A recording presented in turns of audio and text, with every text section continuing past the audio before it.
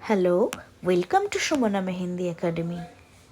আবার আমার একটা মিনি ব্লগে স্বাগত তোমাদেরকে। আসলে সেদিন 30 নম্বর ব্যাচের এক্সাম ছিল। তোমাদের আগেও দেখিয়েছিলাম আমি কিভাবে আমার মেহেন্দির এক্সামটা স্টার্ট করি। আমরা ছোটবেলায় যেমন চোর পুলিশ খেলতাম, 1 2 3 করে এখানেও চিটগুলোর মধ্যে নাম্বারিং থাকে। যে যেই চিটটা তোলে তার সেই ডিজাইনটা পড়ে, আর সেই অনুযায়ী তারা ডিজাইনগুলো ক্রিয়েট করে। পাক্কা 2টো থেকে ওদের এক্সামগুলো শুরু হয়। 1 মিনিট এদিকও হয় না, 1 মিনিট ওদিকও হয় না। সবাই যখন মেহেন্দির ডিজাইন করতে শুরু করে দিয়েছে, তখন এই স্টুডেন্টের মডেলই এসে হাজির হয়নি। তারপর প্রায় 10 মিনিট পরে স্টুডেন্টের মডেল এসে সবার তো কাজ শুরুই হয়ে গেল, দেখতেই পাচ্ছ তোমরা।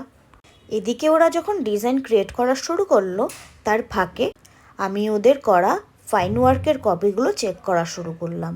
দেখো কত সুন্দর কাজ করেছে ওরা। একজন স্টুডেন্ট তো বিশাল বড় একটা মান্ডালা দিয়ে মেহেন্দির খাতাটা তৈরি করেছে। তারপর ক্লাসে আমি যেগুলো ওদের শিখিয়েছি সেই অনুসারে ডিজাইনগুলো ওরা খাতার মধ্যে সব সুন্দর করে সাজিয়ে গুছিয়ে ড্রয়িংগুলো করেছে। এদিকে ওদের কাজ প্রায় শেষের দিকে।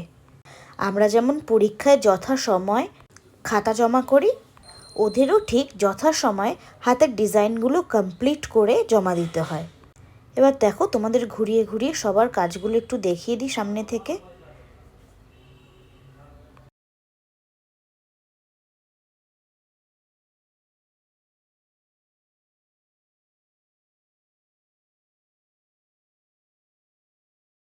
Finally design complete. এরপর হলো ফটো আর ভিডিওগ্রাফি করার পালা।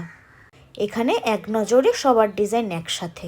আর এদিকে এক্সাম শেষে একটু খাওয়া দাওয়ার পালা। এই যে এই মেয়েটিকে দেখতে পাচ্ছ, রিয়া, ওর ছিল সেদিন 15 বছরের অ্যানিভার্সারি।